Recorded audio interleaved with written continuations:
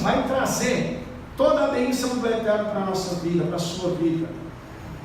E Jacó agora começa a profetizar sobre Rúben. Capítulo 49, verso 4. Rúben, tu és meu primogênito, minha força e o princípio do meu vigor, o mais excelente em alteza e o mais excelente em poder, impetuoso como as águas. Não serás o mais excelente porquanto subistes ao leito do teu pai, e então o contaminaste, subiu para a minha cama. Interessante que ele vai elogiar Rúben. Ele fala sobre Rúben, ele diz que Rúben, que significa eis um filho, Reuven, essa palavra significa que ele é o primeiro, ele é o princípio do seu vigor, ele é o reshit, ele é aquilo que o Eterno tem de melhor. Os filhos primogênitos costumam ser assim, eles costumam ser o melhor da força da gente. E quando o primogênito é gerado, ele é gerado com todo amor, com todo carinho, com toda uma aura diferenciada. Por isso ele diz isso, que ele é o mais excelente em poder, ele é o mais digno, né? E ele é o mais poderoso e impetuoso. Geralmente o primogênito também costuma ser aquele que é o mais atirado para fazer as coisas, né? Com algumas exceções, lógico, mas o primogênito costuma ser aquele que é o mais realmente impetuoso para fazer as coisas, né? Eu sou primogênito e eu sei que de vez em quando eu tenho que ter um freio de mão para me parar, porque se a minha mulher não me para, eu vou para cima. E eu não sei como é que é com os irmãos, mas lá em casa eu tenho freio de mão, entendeu? Eu sei que a mulher tem hora que fala assim: amor, menos, para, porque não vai lá não, porque se deixa, eu sou igual criança. Eu tenho fé para acreditar nas coisas e eu vou dentro da coisa, eu não quero nem saber. E tem hora que ela fala assim: bom, menos, né? Porque eu sou impetuoso mesmo. Então, essa palavra da Rúben fala sobre a excelência da primogenitura, mas fala também que ele fez uma besteira porque ele subiu ao leito do pai e contaminou. E isso aqui, a profanação do leito do pai, quando ele faz isso, ele perde o direito à primogenitura. Tanto que a gente sabe que essa primogenitura vai ser dada para um outro filho, que no caso é Yosef, tá? Quando Yosef recebe aquela túnica, da qual nós já falamos sobre ela, então ele acaba recebendo uma transferência, perdendo a primogenitura por conta de uma besteira que ele fez aqui. E ele hoje recebe a primeira bênção, porque é o primogênito, mas essa bênção não é uma bênção tão grande, não é algo assim que vai ser abrangente na vida dele. E a gente vai perceber que ele perde isso por causa de uma atitude impensada. Então, antes de fazer alguma coisa, pense 10 vezes. Se você tiver dúvida, pense mais 100. Mas não tome uma atitude antes de pensar bem naquilo que você vai fazer e naquilo que você vai dizer. Por quê? Porque uma atitude errada pode comprometer o nosso futuro. É o que está acontecendo com Rúben aqui. Uma atitude dele, 5 minutos de prazer, acabaram com a vida dele. Entendeu? Então a gente precisa tomar muito cuidado com isso, porque hoje o pai não pode dar uma bênção abrangente a ele por conta dessa situação. Continuando, então, nós temos a palavra sobre Shimeon e Levi. Shimeon, versos 5 a 7. Shimeon e Levi são irmãos. Suas espadas são instrumentos de violência. No seu secreto conselho não entre minha alma. Com a congregação, minha glória, com a sua congregação, minha glória não se ajude. Porque no seu furor mataram homens e na sua teima arrebataram bois. Maldito seja o seu furor, pois era forte, e a sua ira, pois era dura. Eu os dividirei em Jacó e os espalharei em Israel. Os irmãos se lembram, né, que eles tiveram aquele problema com Diná, quando Diná é levada e é violada por Sherem. E eles vão e matam os homens de uma cidade inteira, que é a cidade de Siquém, porque Diná tinha sido violada. E acaba que os dois vão, quando os homens de Siquém são circuncidados, estavam no terceiro dia da circuncisão, o dia que dói mais. Os homens não podiam nem se mexer direito, porque se mexia doía, né? Acabou que eles entraram na cidade, cada um com uma espada, e mataram todos os homens, que nem os homens não aguentavam nem pegar numa arma. Eles se vingaram da irmã. E por isso o Eterno então permite agora que Jacó, na hora de liberar uma bênção, faça com que essa bênção não seja também uma coisa muito positiva para eles. E olha só que legal que vai acontecer aqui. Onde é que o Eterno coloca a tribo de Levi? No templo, no tabernáculo. Por quê? Já que vocês foram violentos, agora eu vou colocar vocês para serem tratados nessa área. Vou colocar vocês dentro do meu santuário para vocês me servir. Vocês vão desfrutar da minha presença, vocês vão ser mansos. Vocês vão ajudar a fazer o sacrifício, vocês vão estar trabalhando comigo nas festas, vocês vão estar administrando a minha casa e vocês vão ter um caráter de mansidão daqui para frente. Lembra que eu falei sobre ter paciência? Como é que o Eterno faz aqui para amansar alguém? Coloca dentro da casa dele para você, porque aqui você tem que ser manso.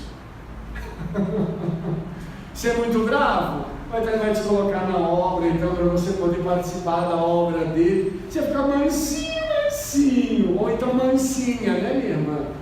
E tem umas irmãzinhas também que são bem bravas, né? Oh, Senhor! E geralmente são as baixinhas, né?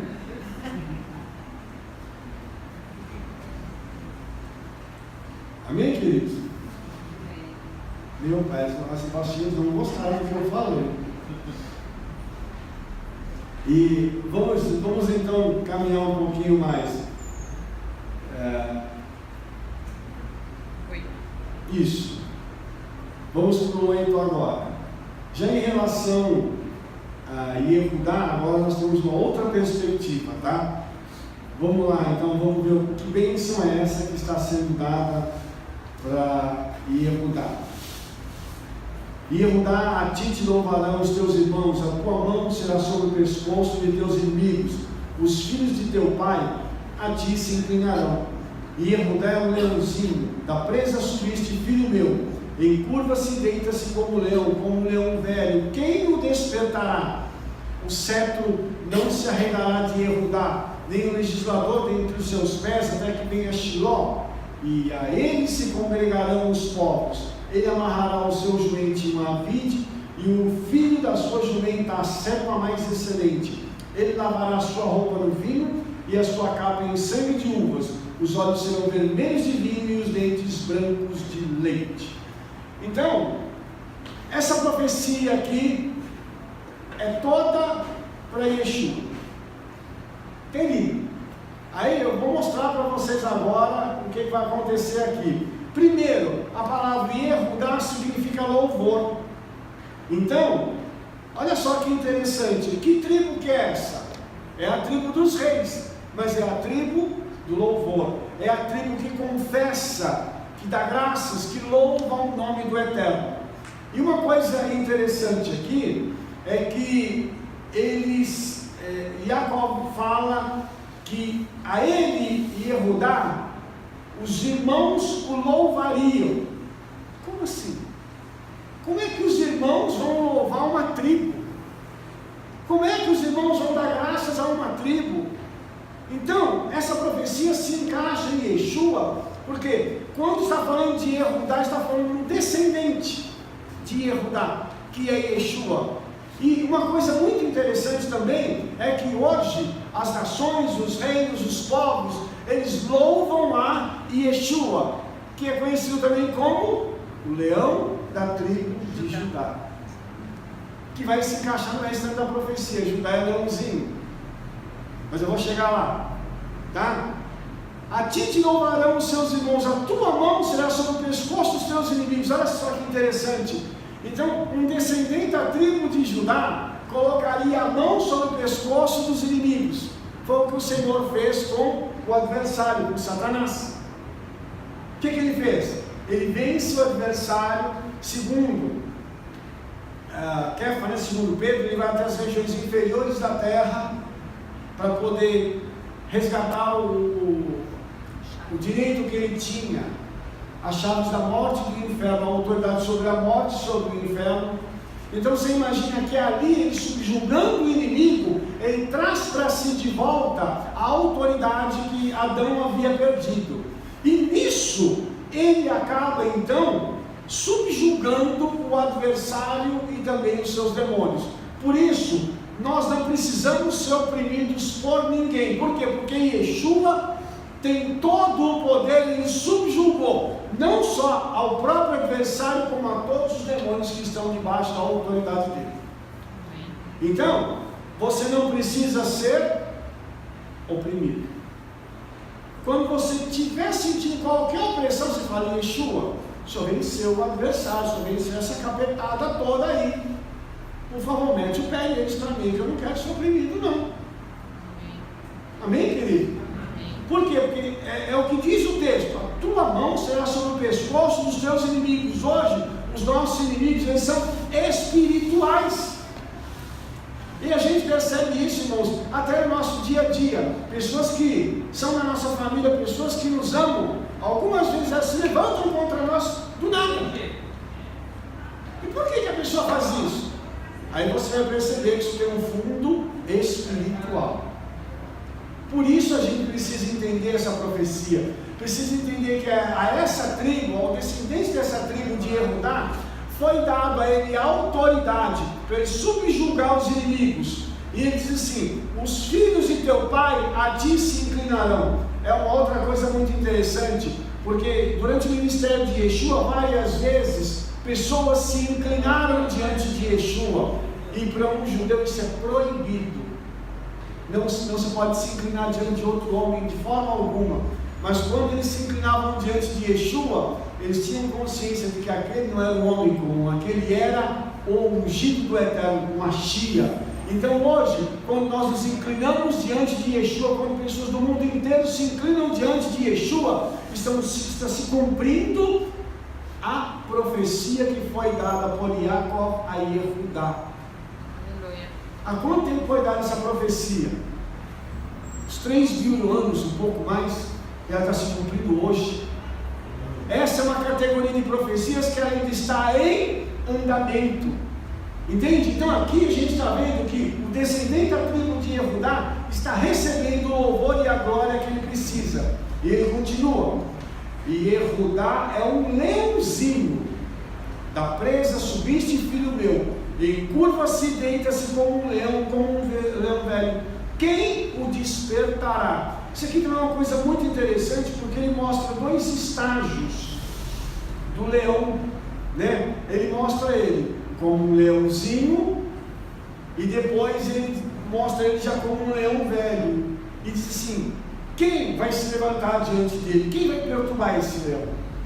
Porque a gente sabe também que o leão experiente, a presa fica ao redor dele, e quando a presa menos espera, ele dá o bote, porque ele já tem experiência naquilo que ele faz. Ele já não tem mais a velocidade que ele tinha quando jovem, mas ele já tem experiência que permite ele poder alcançar o objetivo no momento certo. Então, olha só o que aconteceu com Yeshua. Yeshua passou pelas fases. Ele começou o ministério dele, depois foi para a eternidade, e agora, digamos assim, ele está esperando para dar o bote em Satanás na hora certa, e para poder subjugar o nosso inimigo de forma plena e total. Aí ele diz assim: o cetro não se arredará de Judá, e nem o legislador dos seus pés, até que venha Siló.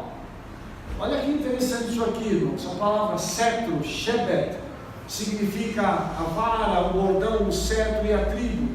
E isso identifica a autoridade e a propriedade da pessoa que possui isso aí.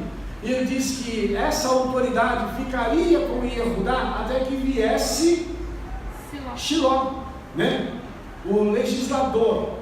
E essa palavra legislador, Mehorkek, significa a pena de um escriba, ou a pena da lei inscrita. Significa que viria alguém para confirmar a palavra do Eterno, para fazer com que essa palavra pudesse ficar gravada nos corações das pessoas. E quem é que fez isso? Yeshua, que escreveu a palavra do Eterno nos nossos corações de forma definitiva, porque Yeshua é chamado de a Torá viva. Então o próprio Yeshua, estando no nosso coração através do Espírito Santo, ele faz com que essa palavra seja gravada no nosso coração e nós possamos vivê-la a cada momento de nossa vida. Ou seja, cumpriu isso aqui já, até que venha Shiló. O que é Shiló? A palavra Shiló vem da Raishai, que significa um presente dado em sinal de respeito. Segundo a tradição judaica, Shiló é o Mashiach, é aquele que viria como um presente do Eterno para a humanidade. E olha só que interessante, a definição da palavra significa um presente dado em sinal de respeito. O Eterno tem tanto amor pela humanidade, ele respeita tanto a nossa vida e a nossa existência, que ele nos deu Yeshua. Qual o versículo que a gente lembra? Versículo famoso: porque Elohim amou ao mundo de tal maneira que deu o seu Filho unigênito, para que todo aquele que nele crê não pereça, mas tenha a vida eterna. Aleluia. Vou falar um pedacinho dele só de acordo com aquilo que está no original.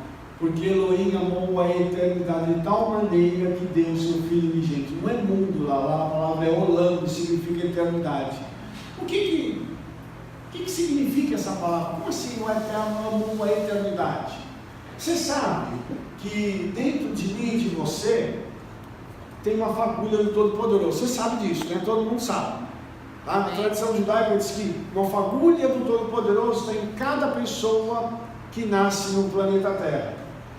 Aí o que o Eterno vem buscar? Ele vem buscar isso aqui, uma parede, um piso, uma menorá. Ele vem buscar isso aqui. Não. O que ele ama? Essa fagulha de eternidade que está dentro de cada um de nós. O Eterno mandou Yeshua para resgatar essa fagulha. Por que você acha que o Espírito está em nós? Porque ele faz o quê? Ele pega essa fagulha e está protegendo essa fagulha, que é a eternidade que está dentro de nós. Por isso, o homem pode ter o seu corpo mortal se desmanchando, mas o seu ser espiritual é eterno. Aleluia. Assim como o Criador. Aí quando Yeshua vem, ele vem para resgatar isso. E Shiló é o prometido que viria para fazer isso, é um presente dos céus para o homem, que já tinha sido profetizado. E Jacó disse assim: ele vai vir da tribo de Yehudá, ele vai vir da tribo dos reis, para poder ser rei entre nós. Só que esse vai ser um rei diferente, um rei que vai vir para resgatar a eternidade entre nós. Você entendeu? Por isso que essa palavra é tão profunda. Essa profecia, quando ela fala de Shiló, ela está falando de um homem, de uma pessoa que viria para poder fazer esse resgate. E aí, irmãos, a gente pode compreender muito mais o seguinte: por que ele precisaria vir?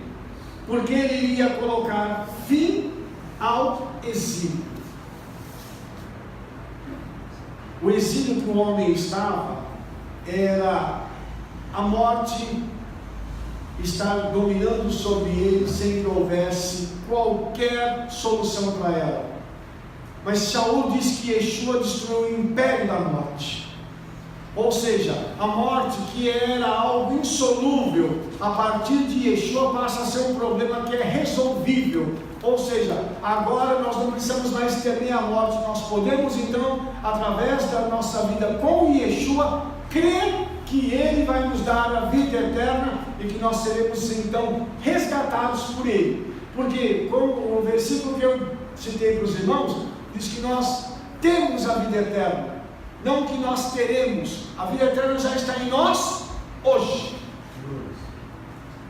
para ser consumada no momento da nossa morte. Ou seja, quando nós deixarmos esse corpo, nós sabemos para onde nós vamos. Amém, irmãos? Você sabe para onde você vai? Eu sei. Aleluia. Vamos estar lá com o papai.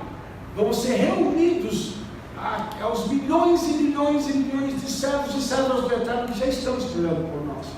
Porque precisa se completar um número para que isso possa acontecer. E uma coisa interessante, ele diz assim, o verso continua dizendo, é dito ainda que a ele se congregarão os povos. Só que em hebraico tem uma outra palavra, a palavra ikam, que significa obediência. Então o versículo deveria ser traduzido assim: e a ele obedecerão os povos. E quem são esses povos? A palavra de novo aqui é Amim, se referindo ao povo de Israel, ou seja, todo o povo de Israel que está espalhado pelo mundo vai obedecer a Shiló. Olha que interessante isso. A profecia mostra que as pessoas obedecerão. Hoje, milhões e milhões de pessoas espalhadas pelo planeta Terra obedecem a Yeshua. Pelos cálculos, nós temos cerca de 1 bilhão de crentes. Se for colocar isso a nível de cristianismo, tá? Isso dá 2 bilhões de cristãos no mundo. É muita gente orando, é muita gente obedecendo, é muita gente lendo a palavra. E isso nos mostra que essa profecia se cumpriu, está em andamento, e que tudo aquilo que Jacob disse para o seu filho Yehudá está acontecendo nos nossos dias. Ou seja, não tem jeito de dizer que essa palavra não vai se cumprir, porque ela já se cumpriu e está em andamento. E ele fala também sobre amarrar o jumentinho a vide, o filho da sua jumenta certo, mas excelente. Ele lavará a sua roupa no vinho, a sua capa em sangue de uvas. Olha só que coisa interessante. Os irmãos se lembram que quando Yeshua foi entrar em Jerusalém, ele entrou montado no jumentinho.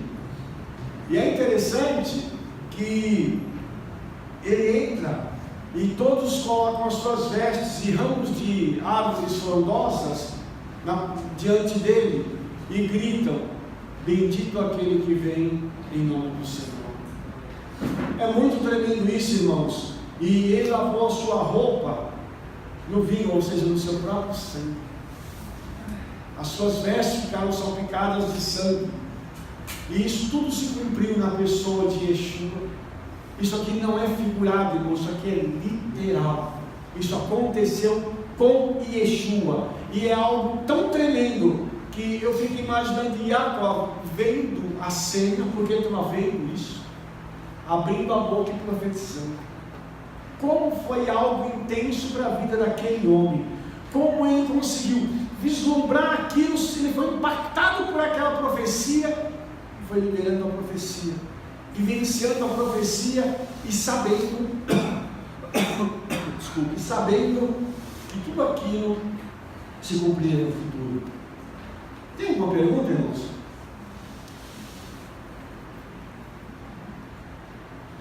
Bom, depois de tantas perguntas, nós vamos continuar então.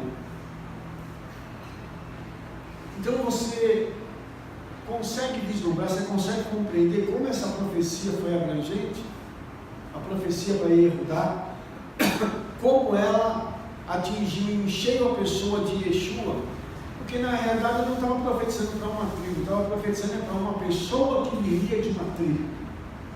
Isso para nós hoje é muito claro, isso é muito evidente, tá? Mas é muito evidente. E uma coisa interessante é que essa profecia espirra na nossa vida, porque ela diz respeito a nós também, porque o que Yeshua fez diz respeito a mim e a tua vida.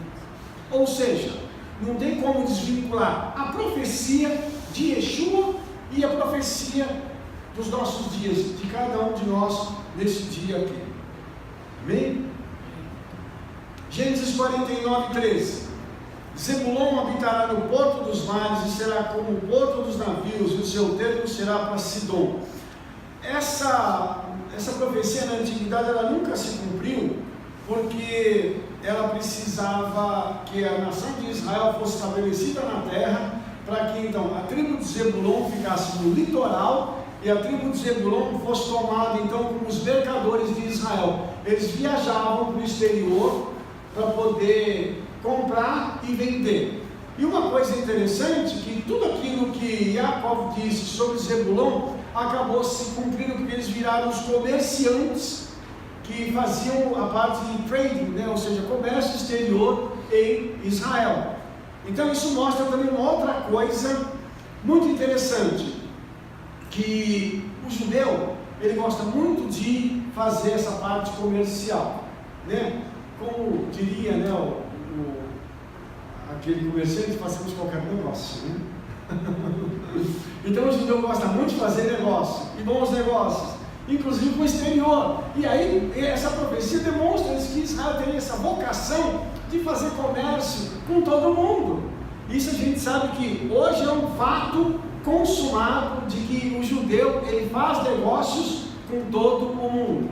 Para o judeu é uma facilidade muito grande ele poder negociar, não só dentro da nação onde ele está, como com o restante. Então a profecia se cumpriu e está se cumprindo ainda nos nossos dias.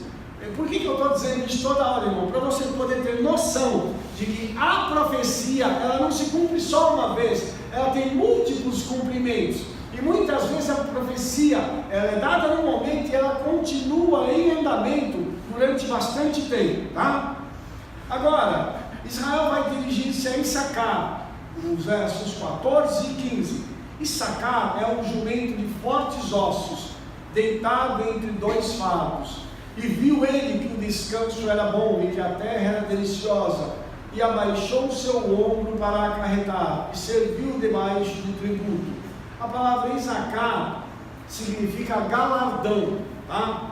Ou prêmio.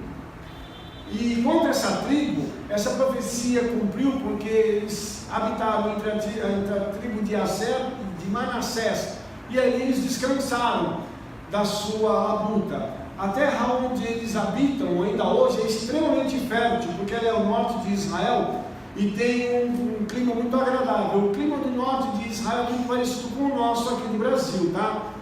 Não é muito quente, mas também não é muito frio, tá? É um clima temperado. Lá em Israel é ao contrário daqui. Aqui o norte é quente e o sul é frio. Como eles estão no hemisfério norte, o norte é mais frio e o sul é mais quente, é justamente o contrário daqui.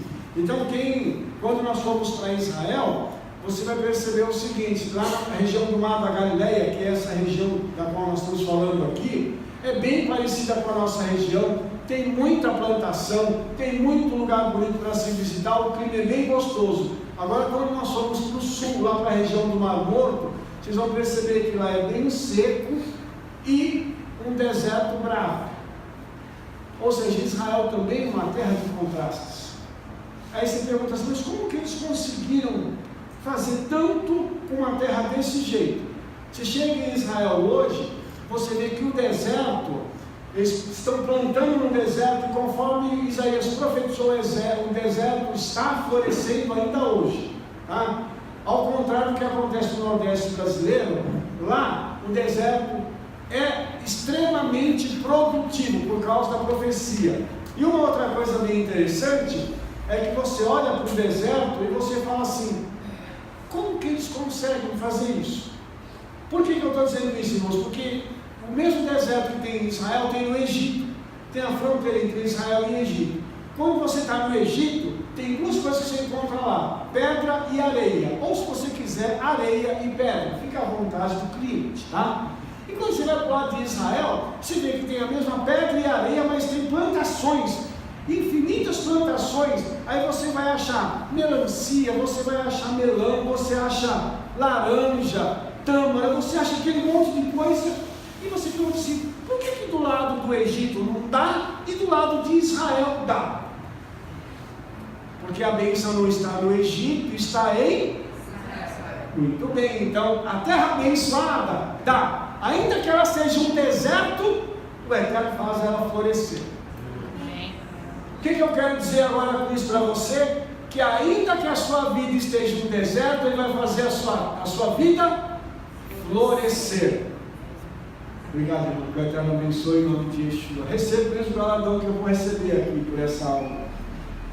Os irmãos entenderam? Então, presta atenção, o deserto nem sempre é ruim, depende do jeito como a gente encara.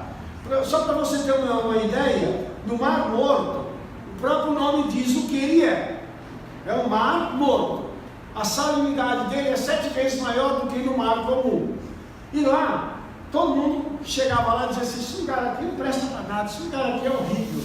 Aí os cientistas judeus foram pesquisar. E tem uma novidade assim, já é antiga, né? Mas falar para as irmãs, que lá é o lugar onde se fabricam os melhores cosméticos do mundo. Com os cristais do Mar Morto. Com aquilo que ninguém dava nada por eles. E lá se fabricam os melhores cosméticos do mundo. Tem uma lama preta lá, que para a pele é um negócio sensacional. Tanto que todo mundo que vai no Mar Morto e tira foto, ou está flutuando, feito rolha, né? Ou então está todo de preto, só tem um zoinho de fora. Porque o pessoal passa aquela lama do Mar Morto, que lá é de graça, né? Você pega, passa a lama e já fica todo bonitão e bonitona. É tratamento de beleza de graça. Lógico que você está pagando a viagem, né? Mas tudo bem, né? Você vai poder fazer seu tratamento de beleza lá, toma um banho, volta com a pele linda. Então, aí você fala assim: como que eles conseguem fazer isso? É porque tem uma bênção que foi dada pelo Eterno para aquela nação. E essa bênção, ela se manifesta dessa forma no deserto, no lugar onde ninguém fala que seja possível acontecer. O Eterno vai lá e faz que o deserto seja produtivo e renda muito dinheiro para o povo de Israel. É brincadeira um negócio desse, né? Terra e areia dá tanta coisa tremenda para a vida deles. Vamos lá então, sobre Dan agora, capítulo 49, versos 16 a 18. Dan julgará o seu povo como uma das tribos de Israel.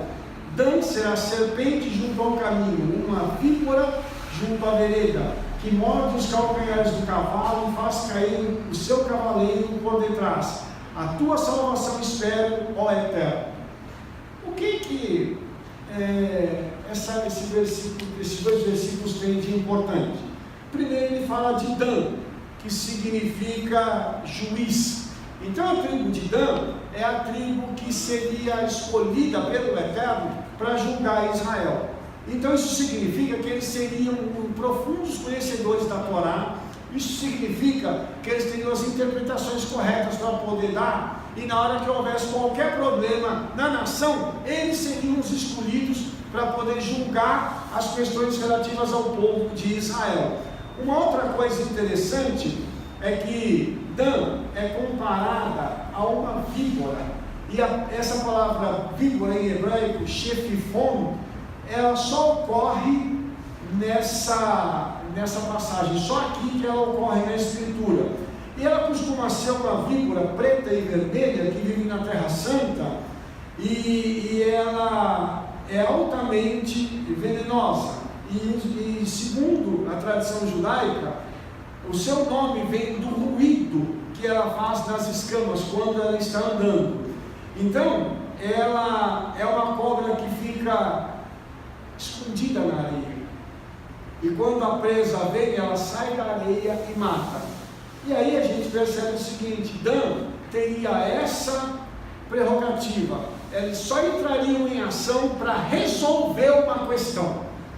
Então, qual é a figura que é usada aqui? Que essa tribo, ela vai ser usada como uma tribo de juízes, para que eles possam então resolver as questões no momento que precisasse. Eles não vão agir antes e nem depois, mas quando eles entrarem em ação, eles já resolvem a questão. Isso também ensina uma coisa para a gente, irmãos, para que quando nós formos tratar de qualquer assunto, não tem que tratar antes e nem depois, tem que tratar isso no momento certo. E quando for tratar, é para resolver o problema, não é para empurrar o problema para lá. Algumas pessoas têm essa dificuldade de resolver problemas.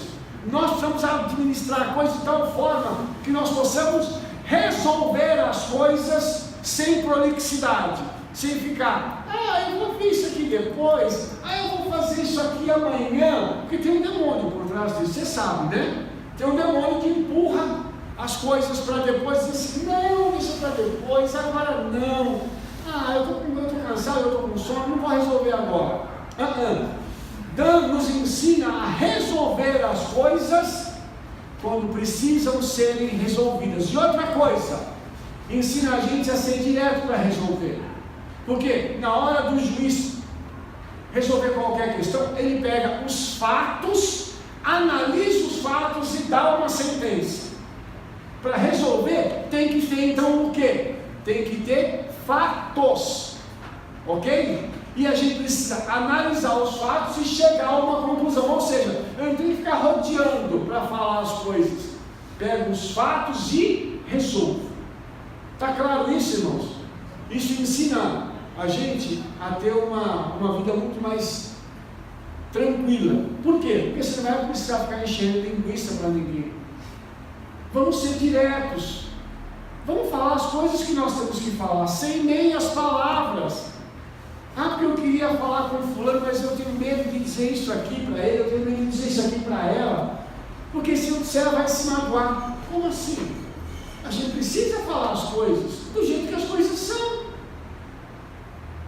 Eu falei isso, se eu não me engano, foi na primeira paraxá aqui, eu vou falar de novo. Nós somos uma geração muito sensível, muito mimimi, sabe, irmãos? Não pode falar nada que já magoa. Se fala uma coisa para o filho, pai, como é que você fala uma coisa dessa para mim?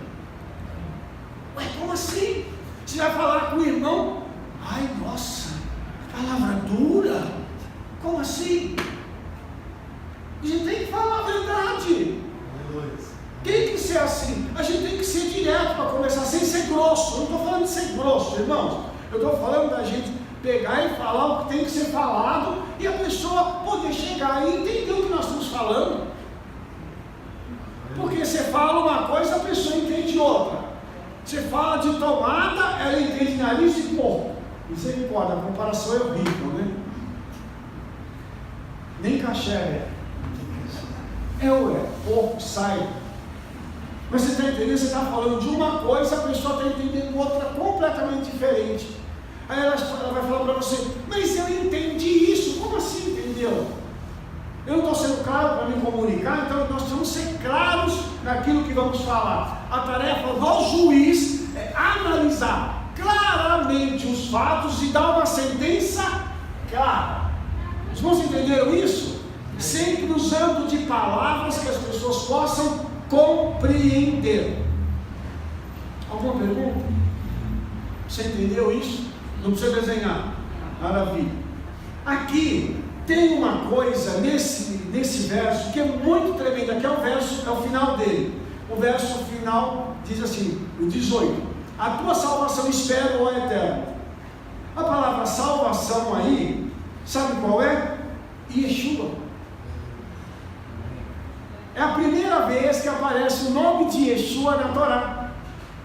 Então o que Dan está dizendo? Eu vou julgar todas as coisas porque eu espero o teu Yeshua, ó Eterno. Dizendo o seguinte, que Yeshua seria enviado pelo Eterno. Coisa tremenda, irmãos. Na Torá, esta ocorrência apontando já para Yeshua. Só que aqui tem o nome Yeshua. Não tem uma figura de Yeshua como aconteceu no caso da tribo de Yehudá. Aqui tem o nome, e o nome está ligado a Dan, que é o juiz, mostrando também que Dan estava esperando que Yeshua viesse, porque Yeshua vai vir um dia para assumir o lugar de Dan e julgar a humanidade. Isso aqui tem uma coisa muito legal na Bíblia, porque quando Jacob diz isso para Dan, ele está dizendo, olha, você vai ser juiz até um determinado tempo, mas vai chegar uma época em que você não vai ser mais juiz, porque Mashiach vai assumir o teu lugar. Só como é que é o nome do Mashiach? Yeshua. E está explícito no texto aqui em hebraico. Por isso que é maravilhoso a gente entender como o Eterno está fazendo isso, como o Eterno foi mostrando isso para a nação de Israel. Por isso que a nossa tradução em português ela acaba perdendo um pouco da força dela, porque traduzir esse termo por salvação. Eu não sei se você entendeu, mas eu vou explicar uma coisa para você mais detalhadamente, rapidinho, para a gente poder terminar a nossa aula. Todas as vezes que aparecia a palavra salvação no Velho Testamento, provavelmente por trás da palavra, muito bem, você entendeu? Então toda vez que você lê, por exemplo, o profeta Isaías, se você lê salvação, pode cravar Yeshua, que é a palavra que está lá. E aí você vai ler o texto, colocando Yeshua, você vai ver então que está sendo profetizado já desde as épocas antigas, que Yeshua viria, e o Eterno deu um nome para Yeshua. Por isso que em Israel, eles tentaram fazer uma coisa que é muito, muito feia, entendeu? Mas ao mesmo tempo a gente entende porque eles estão endurecidos. Então vamos sem microfone, vamos terminar sem microfone. Eles pegaram e fizeram o quê? Eles fizeram o seguinte: eles tiraram a letra Ain e colocaram Yeshu. Por quê? Yeshu é um acróstico também em hebraico, que significa: seja apagado o seu nome e a sua memória. Ok? Então eles chamam Yeshua de Yeshu para dizer o seguinte: nós queremos apagar o nome e a memória dessa pessoa. Só que não dá para apagar uma coisa que está na tradição judaica já há muito tempo. E outra coisa, quando eles tiraram a letra Ain, eles tiraram o número 70. E 70 é o número que está ligado à salvação das nações do mundo. Então, eles estão querendo dizer o seguinte: seja apagado o seu nome e a sua memória, e a sua salvação não vá para o restante do mundo. Só que não é assim que acontece. Por quê? Porque o Eterno continua fazendo com que a salvação alcance todo mundo. Não tem como eles pegarem isso e arrancarem uma coisa que o Eterno já deu para as nações do mundo. Por isso que é sensacional a gente entender essa profecia e entender que o Eterno já estava trabalhando desde lá de trás, através de um profeta chamado Yaakov, que é o nosso terceiro patriarca. E esse homem está dando para a gente a condição de nós entendermos que o nome de Yeshua não poderia ser apagado, mas que ele estaria ligado a inclusive o juízo das nações do mundo. Por isso que quando eles tiram o Ain, que é uma letra, a última letra do nome Yeshua, eles estão tirando o número 70, que está ligado às nações do mundo. O que eles estão querendo dizer? Não vai haver salvação para as nações do mundo, a salvação vai ficar só com a gente, e as nações não vão ser julgadas por Yeshua, outro vai julgar. Só que não é isso que vai acontecer. Quem vai julgar as nações do mundo é o próprio Yeshua, e também Yeshua vai continuar trazendo salvação para todo mundo. Por isso, irmãos, quando Yeshua vai ser anunciado pelo anjo, a Miriam, ele vai dizer assim: você vai colocar um nome no menino, e o nome dele vai ser Yeshua, porque ele salvará o seu povo dos seus pecados. Só lembrando que quando esse mensageiro do Eterno estava conversando com Miriam, ela estava em Israel, e ele estava falando com ela em que língua? Hebraico, exatamente. Se ele estava falando em hebraico, ele não falou outro nome a não ser Yeshua. Não tem jeito. Ele não podia dizer outro nome, até porque não se falava outro nome lá, porque eles estavam falando a língua original, que é o hebraico.